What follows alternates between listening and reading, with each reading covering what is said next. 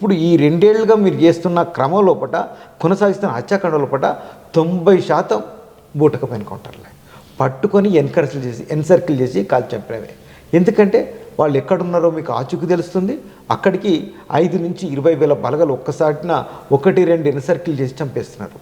మొన్న గడ్చిరోలు జరిగిన పడకల స్వామిది కూడా.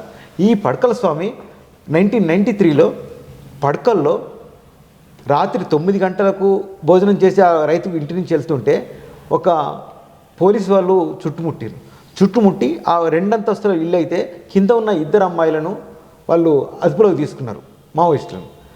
పైకి వెళ్ళే క్రమంలో కూడా కింద నుంచి ఫైరింగ్ చేసేసరికి అందరూ పారిపోయారు. ఆ రోజు రాత్రి 9 గంటలకు స్టార్ట్ అయిన ఎన్కౌంటరు 3 రోజుల పాటు సాగింది. కానీ ఒక్కరు మాత్రమే బతికిరు. ఆ పడకల స్వామి 1993లో బతికినవాడు 2003 వరకు పనిచేసినట్టు ఇక్కడ. తర్వాత ఇప్పుడు గడ్చిరోలులో ఎన్కౌంటర్లో చనిపోయాడు.